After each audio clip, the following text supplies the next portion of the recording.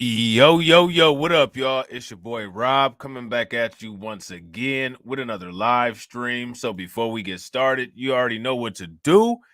If you're not subscribed to the channel, make sure you hit the bell icon twice. Smash the like button, share this video out to all of your followers, and let's get it cracking. All right. So shout out to everybody who is in the room. It's good to see you guys. If everybody can hear me okay, please give me a thumbs up. If you guys cannot hear me, then give me a thumbs down. And we are going to get into it. I'm going to shout out everybody who's in the building early, real quick. Shout out to Brooklyn Queen. Shout out to Katsy. Shout out to Patricia Slade. Shout out to Maggie. And shout out to Denise. All right. It is good to see you, ladies. All right. Good to see y'all. So, what we're going to do is we're going to talk about a couple different situations that went on overseas, right? Because we talked about the undocumented bros, and the undocumented bros movement is global. Shout out to DeAndre. What's good with it, bro? The undocumented bros movement is global, which means that undocumented is international. What do I mean by that? I'm going to show you some situations that happen overseas, and then I'm going to ask you guys why they're happening. And also, what we left off with in the last live stream was we don't know yet whether Joe Biden is going to tighten his stance on immigration. We don't know that. It looks like he may be considering it. And the reason why he may be considering it is for some type of political deal that he wants to make with the Republicans, right? But we don't know. This is all speculation. But what I'm going to show you in this video today is not speculation. I'm going to ask you guys this question. What would cause a situation like this? Over 300 Rohingya refugees, once adrift at sea, find land but not welcome in Indonesia.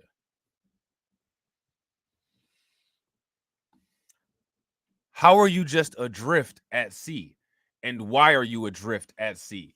This is kind of off the chain, just like that Darien Gap situation. Would you guys agree?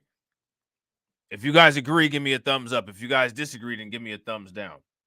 So now here it says hundreds of Rohingya refugees in 2 boats arrived on the shores of Aceh province in northern Indonesia on Sunday after spending weeks adrift at sea, only to be shunned by local residents concerned about the surge of Rohingya arrivals in recent months. So again, it's bigger than New York and Chicago. How many people knew that there were residents washing up on the shores of Indonesia? Or not residents, but migrants. What's causing that? And this is what I'm saying. So they're going to come to Indonesia, right? And Indonesia does not want them there. Clearly, Indonesia is not thrilled that they're there. The local people are like, nope, sorry. Nah, B. That's what the local people are saying there. No, sir. That's what they're saying. No, sir. Not happening, sir. Sorry. Nope. Got to go somewhere else. You ain't got to go home, but you got to get the hell out of here. That's what they saying. So now they don't have to go home, but they got to get the hell out of here. So where they going to go next? If you ask me, a lot of these undocumented bros go through multiple locations and they have it plotted out from when they leave their country of what international destinations they're going to bounce around to and create a route of bouncing around that will land them in the United States. This is what I believe is occurring. And I believe that there's a coordination effort of this particular situation that goes beyond the cartels. The thing is that there's just a lot of dots to connect. Okay. So now here it says when one of the boats carrying 135 refugees arrived on a beach in Aceh province, Lamrin village, after being adrift for more than a month, local residents were hesitant to let them near their houses, instead driving the refugees in trucks to the governor's office.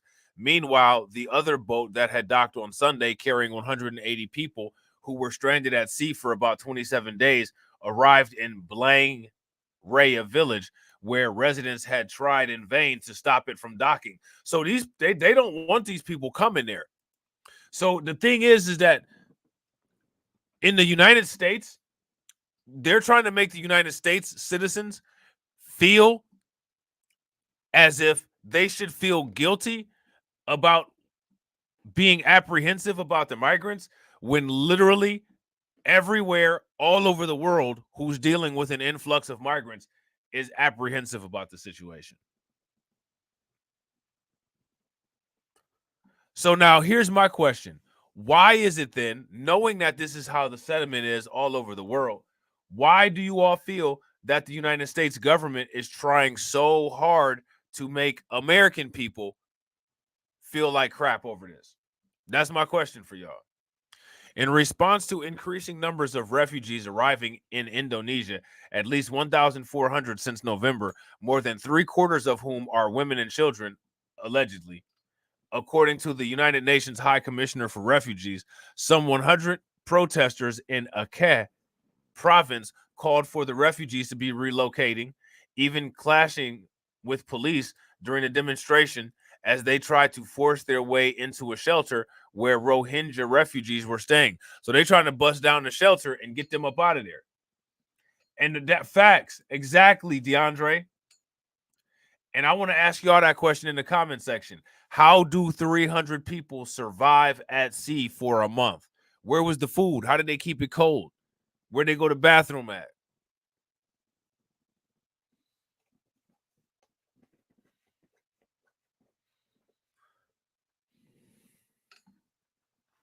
Did they have any water stored? Like, what was up? How'd they do all this? Indonesian President Joko Widodo said on Friday that human trafficking is suspected to be behind the recent influx of Rohingya on Indonesia's shores, and warned of firm action against the traffickers. He added that while authorities would provide temporary humanitarian aid to Rohingya, they would prioritize local residents. Now, we haven't gotten a promise like that from our government, have we?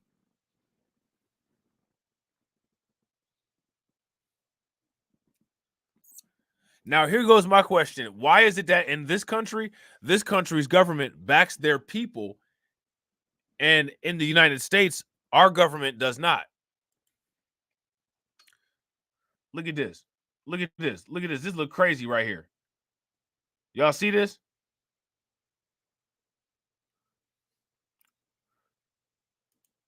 Hold on. We about to look at this real quick. So now here it says another boat that sailed from Bangladesh around the same time remains missing, according to the Associated Press, and we'll check that out. The UNHCR said in a statement to Time on Monday that it does not, at the present, have confirmed information on additional boats which may be at sea. How do they even get these boats at sea? Where do they even get these boats from?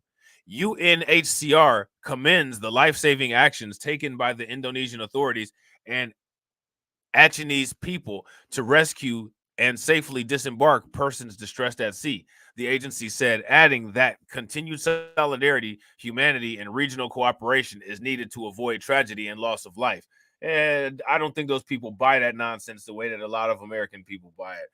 This right here is these people pulling up on the shore and people protesting it.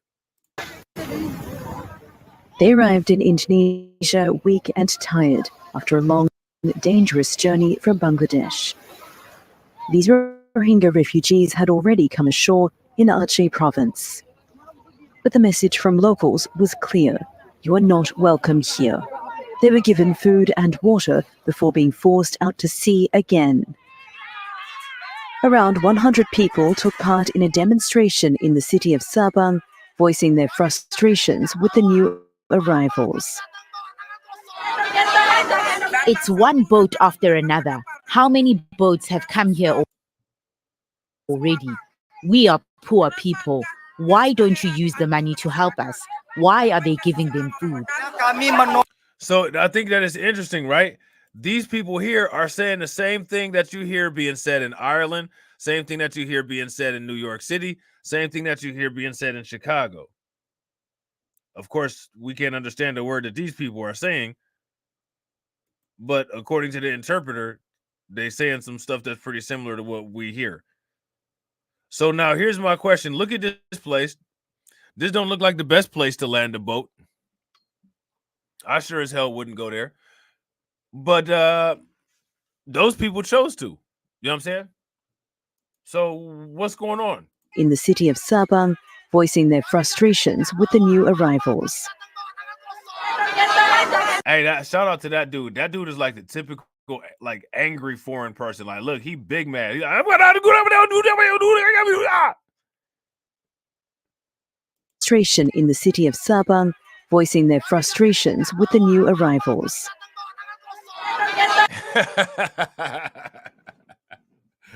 Shout out to him, man. He big mad. You know what I'm saying?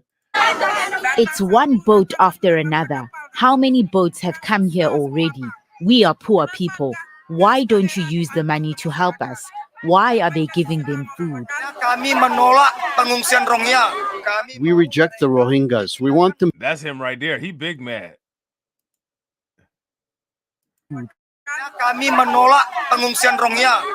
We reject the Rohingyas. We want them to be moved as soon as possible. We don't want to catch the diseases they carry. Oh, man. Hey, he ain't playing, man. Oh, man. Homeboy ain't playing, man. He ruthless out here. A few meters away, these refugees are waiting in a shelter, their lives in limbo. We just want to find somewhere safe. We knew that we might die at sea, but finally we are safe. That's all we want for our children. For years, Rohingya have fled persecution in Myanmar for Bangladesh. More recently, many have fled again, traveling by boat to Southeast Asia. And for the most part, they have been welcomed by communities in northern Indonesia. 3 years ago, Al Jazeera reported on how these locals helped refugees ashore in defiance of authorities. But in recent weeks, some communities have been unwilling to accept them. Please don't send us back to sea, these Rohingya plead, before being forced to return to their boat. Indonesia's government says it's looking for a new site to temporarily house the refugees. It's acknowledged the opposition from residents and says it's looking for a sustainable solution. There are no sustainable solutions to this. This is worldwide, and there are no sustainable solutions to this. Let me ask you guys a question. What are some sustainable solutions to this situation? We're looking at it all over the world now. Migrants all over the world. And it's unsustainable. There's an unlimited amount of these people that just keep showing up from all over the place and from places that people don't even know they came from. And all of these governments, none of these places have the resources to be able to continue to maintain this. None of them do. You know what I'm saying? And real quick, ladies and gentlemen, shout out to everybody that's watching. We got 21 people watching and we got 16 likes. If everybody can take a moment, smash that like button. Also, if you guys can hit the bell and share the stream to your social media, that'd be great. Help us get to 500 subs by the end of the year. The UN Refugee Agency says the increase in violence in camps in Bangladesh, as well as continued instability in Myanmar, is behind the increase in boat journeys. Around 75% of the new arrivals are women and children. So of the children, quite a lot are unaccompanied and separated, meaning they're traveling without their parents or they're traveling alone. Quite a lot of single mothers and their children. For now, these children have enough food and somewhere safe to sleep. But their future is uncertain. They have no passports, no homes, and no idea how long they'll be allowed to stay here. Jessica Washington, Al Jazeera, Jakarta. So, yeah, so there's that. So now here it says the UNCHCR said in a press conference in early December that it had received reports of 2 overcrowded boats aimlessly drifting in the Andaman Sea, and called for urgent action by governments in the region to locate and rescue the stranded passengers. It's unclear if the boats that docked on Sunday are the ones mentioned in that UNHCR press release. When asked by Time, the UN agency said that it does not currently have enough information to cross-reference the boats. UNHCR is concerned that food and water may be running out, and there is a significant risk of fatalities in the coming days if people are not rescued and disembarked to safety. In the early December press release said, in line with the principle of non-refoulement, international obligations under the laws of the seas and long-standing maritime traditions, the duty to rescue persons in distress at sea must be upheld, irrespective of nationality or legal status of the persons in need of rescue. So this rescue at sea law is interesting. This is similar to that right to shelter law.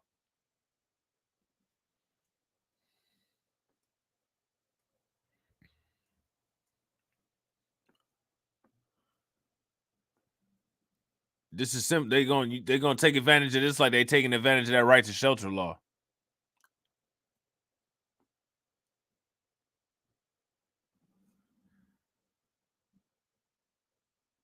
So now here it says one of the boats was ascertained to have engine failure.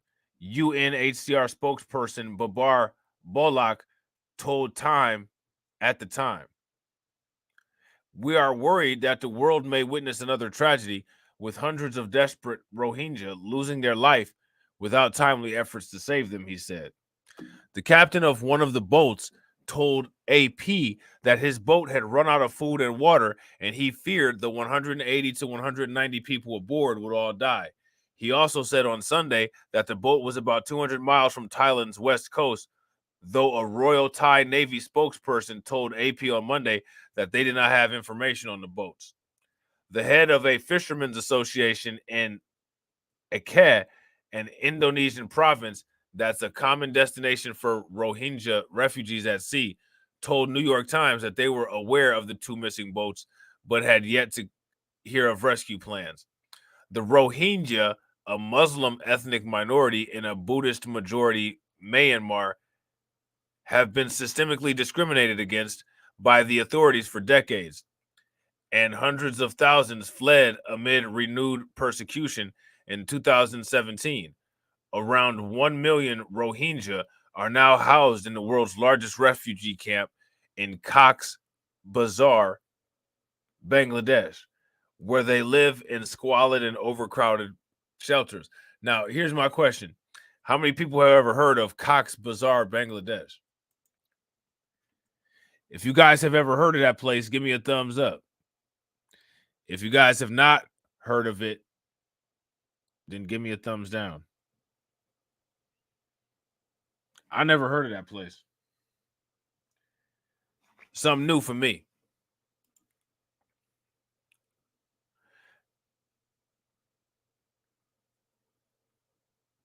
So now here it says over 3,400 Rohingya refugees, most of whom are women and children, have embarked on sea journeys since January of 2023, and 2,225 of them have been reported dead or missing, according to UNHCR. Here goes my question. Why would you do this? Again, this to me is just as not wise as trying to cross that Darien Gap. Like, you're gonna risk your life. And I guarantee, like, life is always better than being dead. More, you know what I'm saying, in most cases. The agency also counted more than 3,500 Rohingya who made sea journeys throughout 2022, up to 360 from the year before. At least 348 died or went missing last year, making it the deadliest year since 2014. Even those who do survive the long journey to foreign shores, however, aren't typically welcomed or guaranteed safety when they arrive. So they're already Now, see, that's another reason why a lot of these migrants are coming to the United States. Would you guys agree? This right here is very telling of why a lot of the other migrants come to the United States.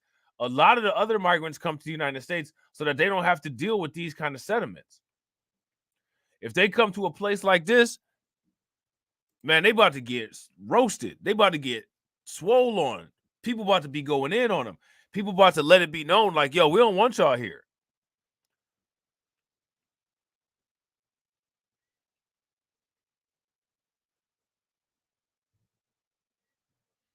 They about to do that.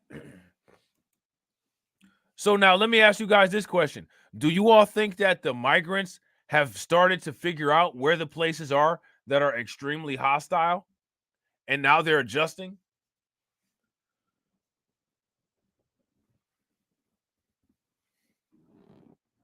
They figured out where most of the places are hostile at, and they're like, you know what? I can go here and get kicked out by most of the citizens, or I can come here and get treated right. I know I will, by the government. They go where they're going to get treated right. I treat you right, I will. The United States government will. But treat them right, just like the song says. So now here it says boats with Rohingya refugees are often turned away by local communities or authorities, despite calls from the international organizations for the refugees to be accepted. Just last month, about 250 Rohingya who had spent weeks sailing from Bangladesh before arriving off the coast of Aceh province were sent back to the area by locals. So they don't even have like border patrol. You know what I'm saying? Like they don't even have border patrol that's doing this sending back. The local people are telling these people like, yo, y'all got to go. They got the local people doing it. You know what I'm saying? Which is wild. Advocates have warned that inaction from regional governments can spell deadly consequences for the hundreds of Rohingya currently adrift in the Andaman Sea. Last December, after being stranded for weeks, a boat's 180 passengers were eventually presumed drowned. Okay? So, yeah, man, this is happening all over the world.